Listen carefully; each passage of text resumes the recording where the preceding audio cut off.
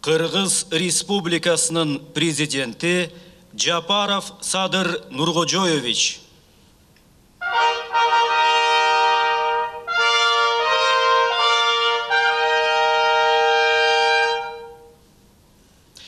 Урматтуу президент мырза, сизге Австралия биримдигинин Кыргыз Республикасындагы атайын жана ыйгарым укуктуу элчиси Грейм Лесли Михан мырзаны тааныштырууга уруксат этиңиз.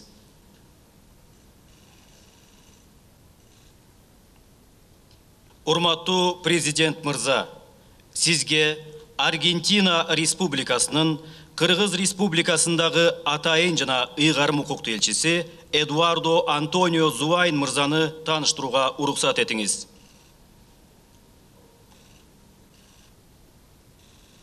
Урматтуу президент мырза, сизге Чили Республикасынын Кыргыз Республикасындагы атайын жана ыйгарым укуктуу элчиси Эдуардо Эскобар мырзаны тааныштырууга уруксат этиңиз.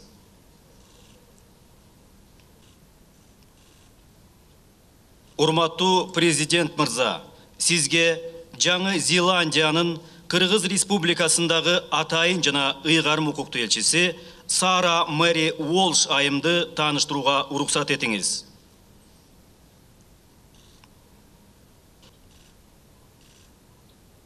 Урматтуу президент мырза, сизге Эквадор Республикасынын Кыргыз Республикасындагы атайын жана ыйгарым укуктуу элчиси Хуан Фернандо Ольгин Флорес мырзаны тааныштырууга уруксат этиңиз.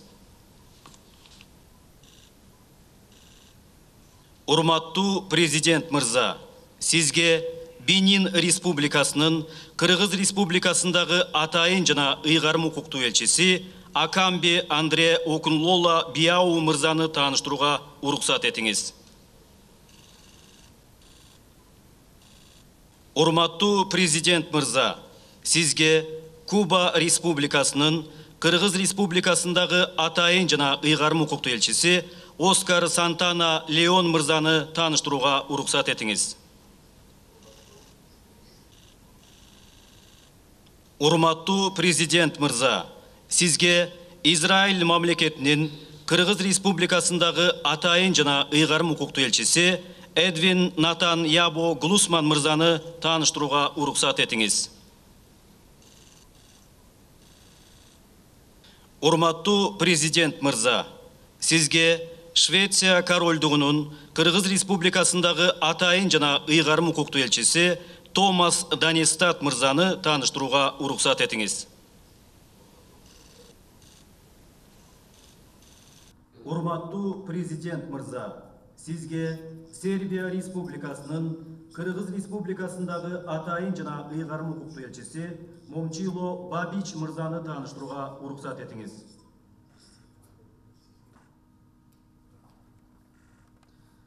Урматтуу президент мырза, сизге Армения Республикасынын Кыргыз Республикасындагы атайын жана ыйгарым укуктуу элчиси Армен Гевондян мырзаны тааныштырууга уруксат этиңиз.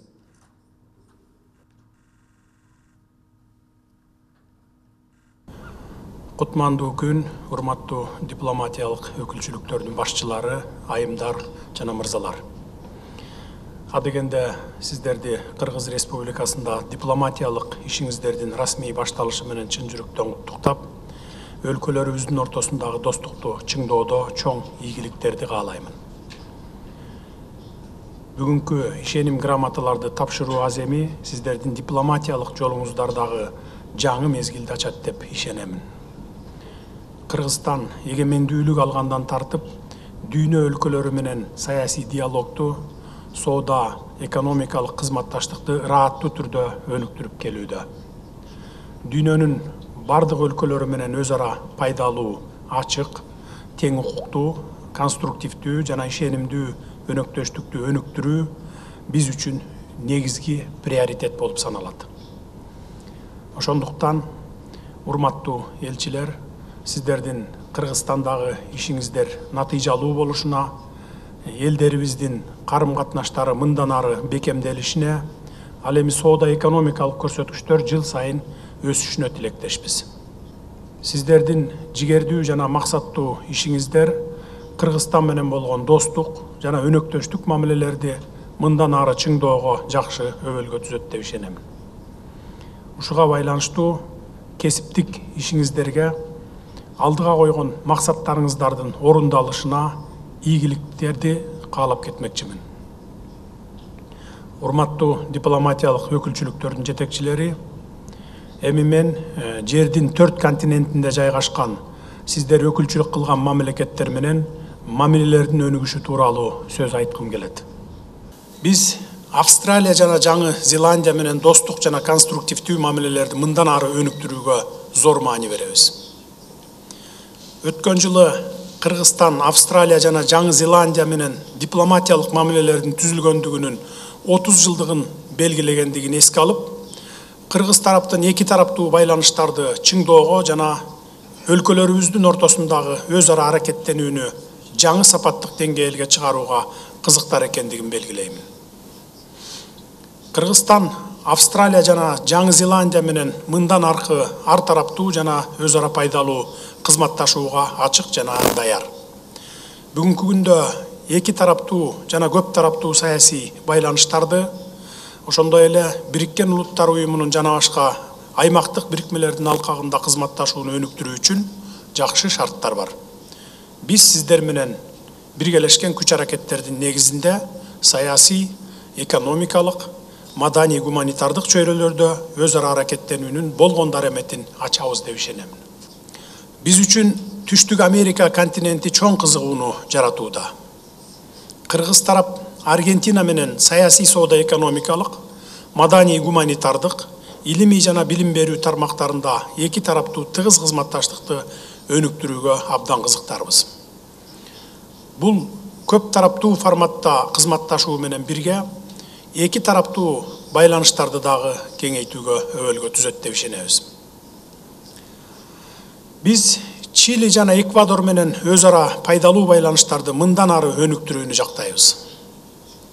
Сиздердин өлкөлөрүңүздөрдүн географиялык жактан алыстыгына карабастан, биз эл аралык уюмдардын, анын ичинде Бириккен Улуттар Уюму алкагында ийгиликтүү кызматташууга жетиштик. Албетте, бул аракеттер көп тараптуу форматтардагы кызматташтык менен катар эки тараптуу байланыштарды дагы кеңейтүүгө негиз түзөт. Кыргыз Республикасы Африка континентиндеги өлкөлөр менен мамилелерди чыңдоого, анын ичинде Бенин Республикасы менен кызматташтыкты бекемдөөгө кызыктар. Ошондой эле Кыргызстан Бенин Республикасы менен Бириккен Улуттар Уюму, Ислам кызматташтык уюму сыяктуу эл аралык уюмдардын алкагында тыгыз кызматташууну улантууну кубаттайт.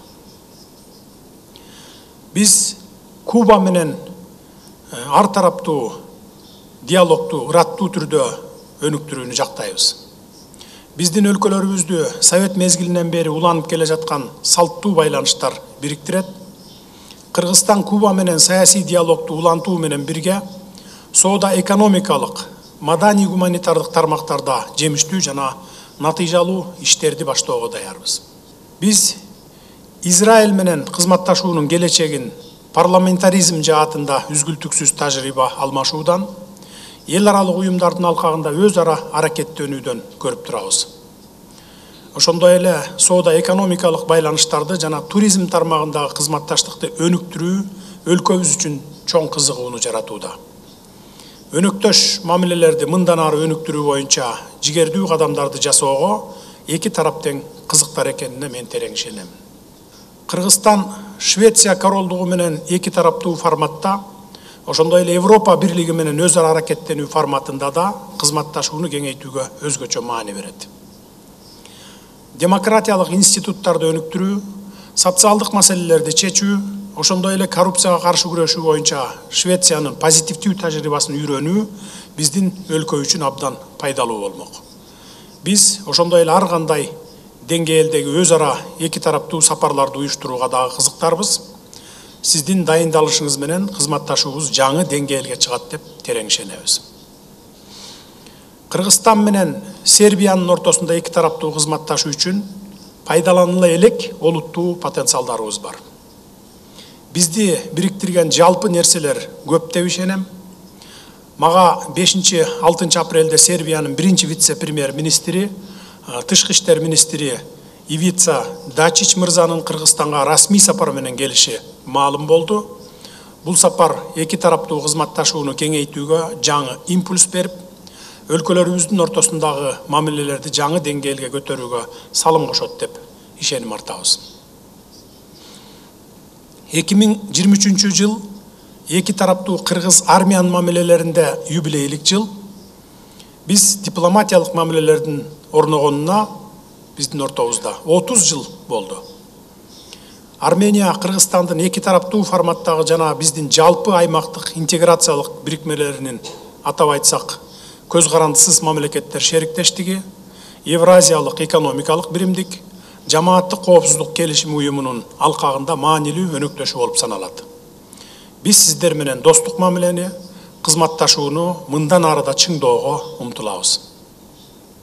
Урматтуу дипломатиялык өкүлчүлүктөрдүн жетекчилери, сөзүмдү жыйынтыктап жатып, сиздерди өз ишмердүүлүгүңүздөрдө Кыргыз Республикасынын министрлер кабинети жана жеке мен тараптан ар дайым колдоого ээ болосуздар деп терең ишендирип кете аламын. Жооптуу миссияңыздарды аткарууда сиздерге албан-албан ийгиликтерди каалаймын.